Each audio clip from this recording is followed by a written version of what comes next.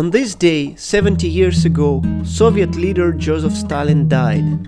He is mostly remembered as a bloody dictator easily comparable to Hitler, who killed millions of his own citizens, invaded and occupied Estonia, Latvia, Lithuania and parts of Finland, Poland and Germany, established Soviet dominance in the Eastern Europe and practically launched the Cold War. Stalin's admirers credit him with rapid industrialization of the Soviet Union and winning the war against Hitler, oftentimes ignoring millions of lives both of these events costed, and the fact that Stalin was the close ally of Hitler in the early years of the Second World War. In the modern Russia, Stalin has a lot of followers, especially amongst communists and even in the ruling party. Many politicians of various levels praise Stalin as an effective leader, true patriot and brilliant military commander. Many of these praises are framed as if Stalin was a protector of the Orthodox faith and almost a religious leader. Let's talk about his relations with religion. Stalin, born Iosif Djugashvili, grew up in a poor Georgian family. His father drank heavily and was stabbed to death when Iosif was 11. His mother was a hard-working and religious woman who invested all her time and energy in her only son. When Iosif was a child, she tried to get him to the Georgian Orthodox school, but since he didn't know a word of Russian, he could not be admitted. Later on, a family of a friendly priest taught him Russian and he could eventually get to the school.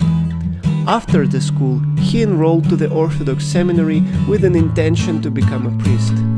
However, it was the seminary where he learned about Marxism and connected with an underground network of Marxist students. Although he had good grades and showed talent, he was expelled from the seminary on the 5th year, allegedly for his revolutionary activities. Fast forward, in the Bolshevik Revolution of the 1917, Stalin was in the closest circle of Lenin and was instrumental in many political decisions, including the separation of church and state and atheist propaganda. Fast forward again to the years of his full power. In the years of the so-called Big Terror, Stalin's repressions practically destroyed the leadership of all existing religious groups, including the Russian Orthodox Church and evangelical Protestants. Priests, bishops, pastors, and other religious figures were either executed or sent to concentration camps where many of them perished. Lay believers continued low-key worshipping, but much of the population became secular and atheistic due to massive propaganda, education, and constant threat of repressions.